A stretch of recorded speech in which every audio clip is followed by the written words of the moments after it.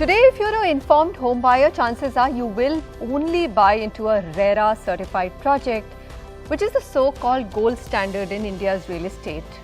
According to a comprehensive survey 5 years on, an assessment of RERA undertaken by Omidyar Network India and Boston Consulting Group, known as BCG, 76% of consumers who were aware of RERA only plan to buy a RERA registered property, which means there's a high implicit trust in the idea of RERA, according to this report.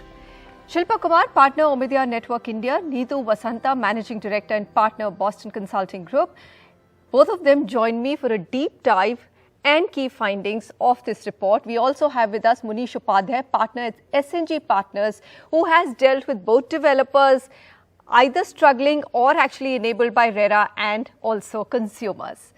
All right, Neetu and Shilpa, first of all, must congratulate you. This is one of the most comprehensive reports I've seen on RERA, and you know what the gaps are and what is working. So I'll take a little different approach by taking each of the RERA promises. You know, when it came 5 years ago in 2016, the home buyers were very excited, and there were two big promises they were hoping for.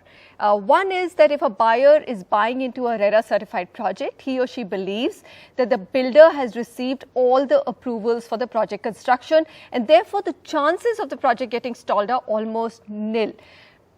Shilpa, do you believe that RERA has at least delivered on this promise so far, what your experience has been and what the survey shows? Yeah, I think, Manisha, you know, what really has come out in this report is that the buyer has bought into the idea of RERA, and they see RERA as something which gives them comfort in terms of finally getting a timely delivery of their home. And I think the survey overwhelmingly points out that more than 70% of people surveyed believe that. And therefore, the success is there is an implicit trust in the idea of RERA. If you actually peel the onion a little bit more and say, has this implicit trust translated into full accountability and therefore actually realizing each and every part of the implied trust?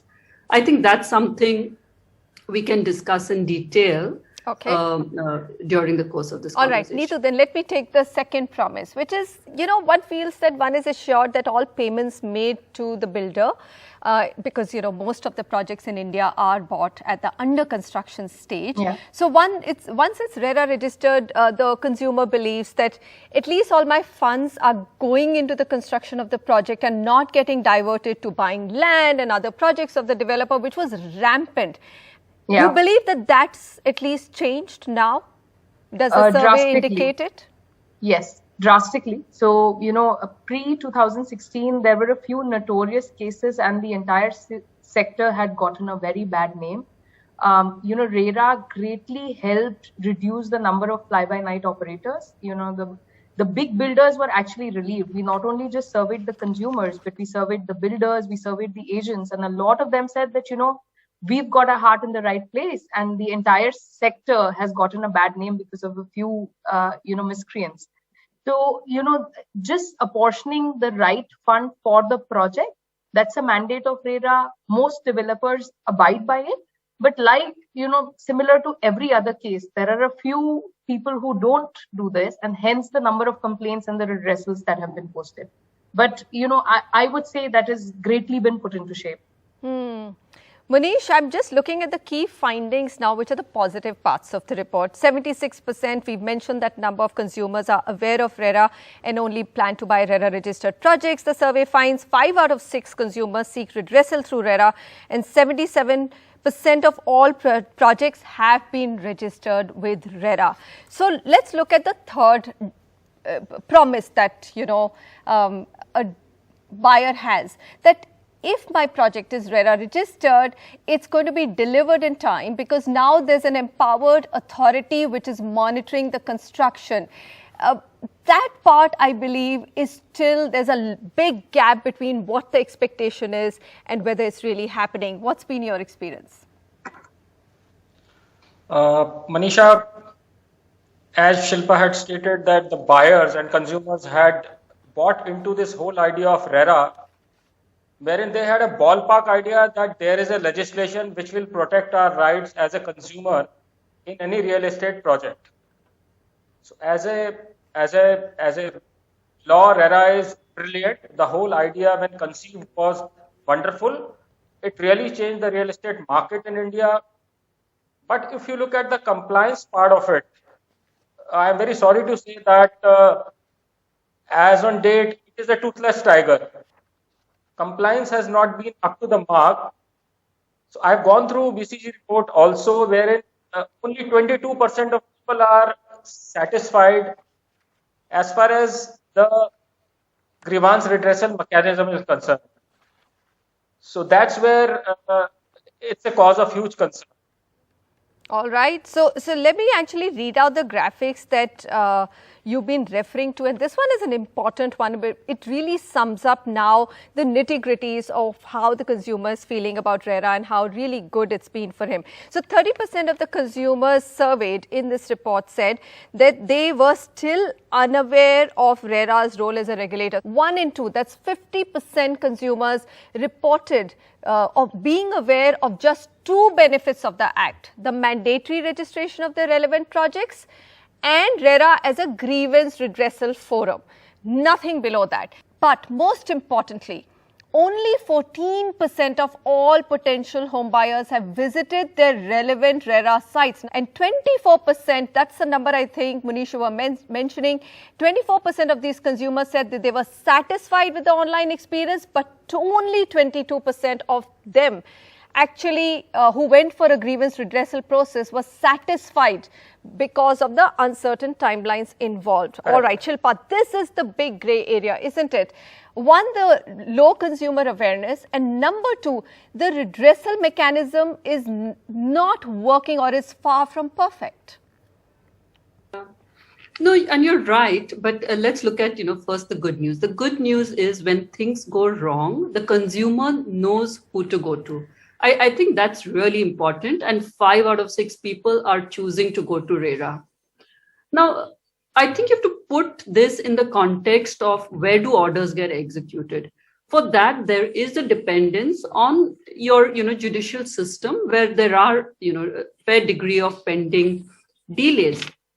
And I think the very important thing over here is that what are RERAs doing to still manage timely order execution? And we've seen some wonderful experiments like using alternative dispute resolution, involving consumer forums, involving RERAs, involving builders.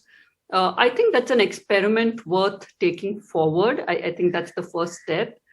I think the second step is maybe just, putting out the data in terms of why are delays happening. Maybe a little bit more data might be helpful to get consumers into also this idea of why redressal is getting held up. And the last thing and very important point we must take on board is this act came in 2016 into a sector already troubled. And therefore, any property bought before 2015 did not benefit from the mitigations of this act.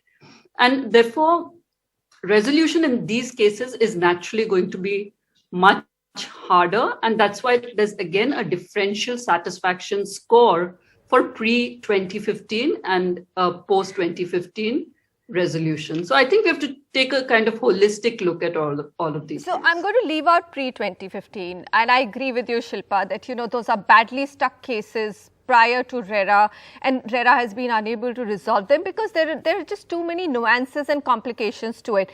But post-2015, the point that Munish raised, that just ensuring compliance by developers with the Act's regulations. I mean, I'm going to take a very simple example now. This is, of course, also on Twitter. I have been asked multiple times by many of the home buyers. Central Act said that, look, you cannot advertise a per square foot rate on anything but the carpet area of a project, right? Haryana state government actually said that you can advertise or sell it at any parameter, but you must disclose the carpet area. So, there was a dilution there itself. But even today, if you were to look at the buyer-seller agreements which are signed in Haryana, almost more than 50% of them do not specify the carpet area. So I'm just using that example not to say that Haryana has not done a good job. In fact, it is one of the states which has done a reasonable job with RERA. But the fact that the compliance is so poor, need to take that question and say, why is the compliance low? Is it because RERA authorities do not have enough manpower to actually go look at the projects and actually go through all the buyer-seller agreements? What is it? What's missing and how do we fix it? So let me take that. Thanks. I think it's a very interesting question. I think with RERA, there are two problems, right? One, it's a relatively new subject in many of the states. If you look across the states, 26 states have implemented RERA, but each of them is on a different path in the journey. Some states like Maharashtra were pioneers of the act and they are far ahead, whereas the other states are now, trying to improve it day by day. So one, I would just say that, every state is at a different stage in its evolution path. But secondly, the consumers are not even aware of what they can demand from the developers under this act. You alluded to the point that 50% of the consumers only think that a project needs to be RERA registered. And if there is something wrong, I will go to RERA with my complaint. That's it. Those are the only two factors that they talk about. There are things like, you need 2/3 majority of the consumers in order for the buyer to alter anything. The buyer cannot ask for more than 10% of advance payment. And if the developers do any of these, the consumer has the right to raise a complaint. So one, there is, great lack of awareness in terms of the consumers to demand for these things. And hence some of the developers are getting away with it. And second, even if some of these grievances are raised in the state RERAs, at times they don't have the manpower. At times, there are many other bodies that they need to mobilize. We need to understand that the RERA is not a judiciary body. They cannot dictate what needs to be done. They just come up with an issue resolution. And if the developers do not abide by that, they have to be taken to the court. So I would just separate the role of RERA as they are empowered today from that of a consumer court or any other court. And, even within that, the RERAs are at times not adequately staffed. At times, they are not able to mobilize the other ecosystem. But I would say largely they're doing their jobs in terms of grievance redressal. Is there a lot more that can be done? Absolutely, yes.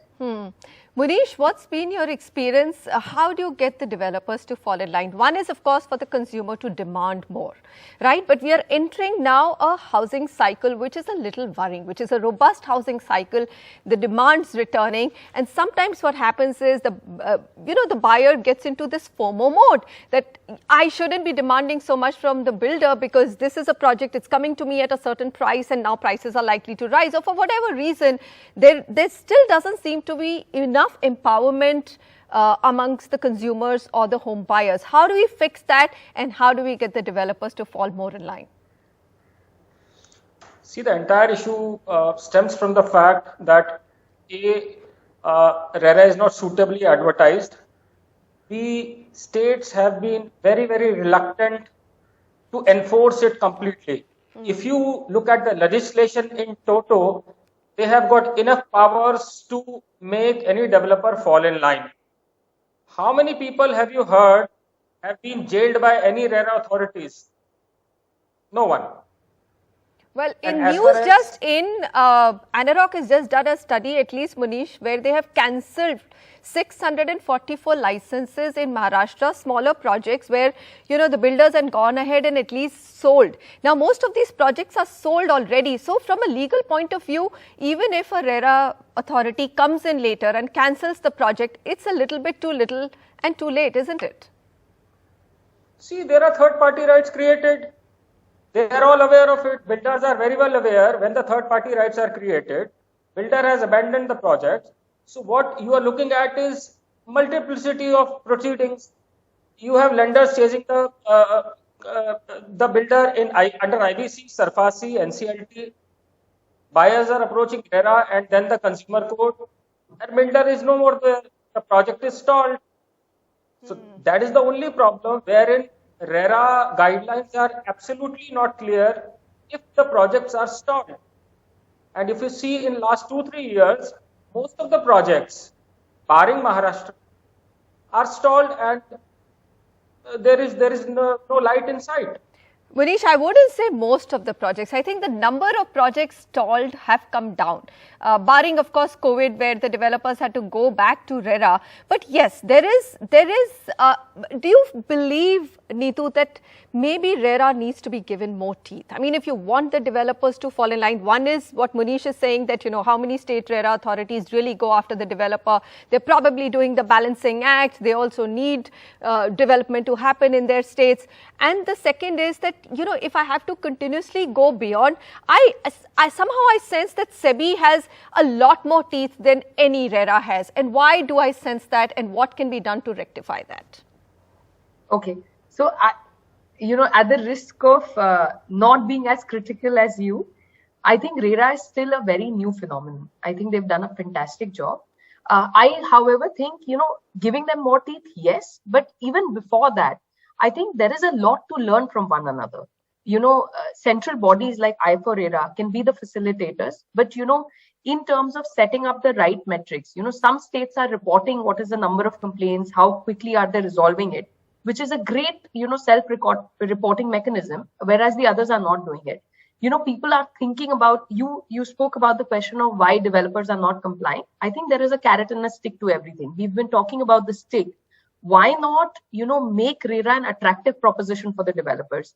Projects that are RERA compliant should get better funding. It's happening in many other countries. We've seen great examples in Bahrain, in Dubai, where the financial institutions and the developers are in much better sync because, the developers that are compliant are automatically better rated and they get, access to easier funding. I mean, if one were to look at the carrot part of the equation, I think RERA compliance would increase. But, coming back to your question, I think, yes, RERAs can be more empowered, but even where they are today, getting a good website working, which is easy to access for the consumers, educating consumers about what they can demand, and even taking small measures like setting up, conciliation forums, so that the grievances are addressed much before they can, go to the court. I think these small measures by themselves can also lead to a lot of improvement. And then, of course, phase 2 can be the RERAs being more empowered. I would just like to see the RERAs, coming up to the base level right now. Absolutely. Not all state RERAs are there. I agree, and the report actually talks about all of those 4 areas of improvement: more in-depth consumer understanding and awareness of what RERA can do, easy to navigate websites. I'm so glad you raised that website point. I mean, even as journalists, if we want to access, I mean, we're pulling our hair out between different RERAs. Their dashboards are completely different. Each one has a very different navigation. It's not at all easy. They don't make it easy for a consumer to go there and find a project and monitor its progress. And like you rightly said, swifter grievance redressals and standardized RERA dashboards. That's the start that you have to make for RERA to become more compliant or friendlier for the consumer. But RERA's intention is not just to protect the consumer or a home buyer. It's an act which is meant to also facilitate the growth of a healthy real estate sector. Now, after the break, we're going to quickly discuss this part. The other big stakeholder, the developer, how do they get a better deal from RERA?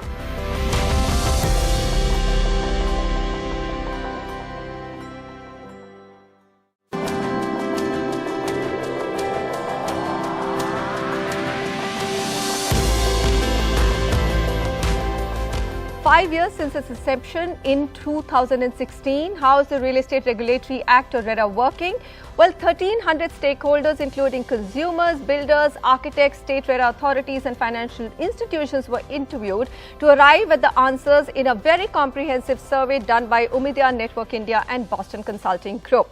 And I'm going to now move this conversation to the developers. Shilpa, what I was surprised was that even developers are not entirely happy with RERA. And I think the biggest is that project registration, which should be completed in 30 days, sometimes gets delayed quite a bit. Quickly tell us what's working for developers within RERA and what could be better. Yeah. So, Manisha, first of all, 65% actually said they are happy with RERA coming in. And I'll say three things. One is, frankly, it has given the sector a big boost. So developers' business would have got a big boost because there are more people who now are happy to buy into real estate as an asset class. So I think the sector itself has got a boost and that benefits them. I think, of course, while it can be better, I think it also enables easier access to funding. And that's also positive for developer business. In terms of what's not working, I think clearly what comes out is that while a lot of processes and compliances are expected of developers, it's the efficiency is not as much as should be commensurate with such level of compliance, and therefore really a lot of developers, almost 40% have said they're dissatisfied with RERA website and would like to see improvements there. I think the one other thing, let me call out, where developers have some angst is that when a product is not delivered on time, they are liable for penalties from RERA. Their take on this is, look, we also need to get very many approvals for our projects. And is there an ability to better track how these approvals come through? So I think that is an important ask from the developer side as well. Well, unfortunately, we'll have to wrap out here. But Shilpa, you've actually summed up even the developers aspect. Approvals continue to remain a huge problem for them. It raises their cost of capital. And of course, it also means that then the projects become a little bit more expensive for the home buyer. So approvals can change so many dynamics in this industry. But thank you so much, Neetu, Shilpa and Munish, for joining me on this very important discussion. Thank you. Hopefully, we can do a follow-up as well next year to see where we stand and whether the RERA authorities across the nation have seen this program, read the report and implemented some of the international best practices also mentioned in this report, which we can borrow from. It will benefit both the industry and the consumers tremendously. Thanks again for watching the show, and I'll be back with you same time next week.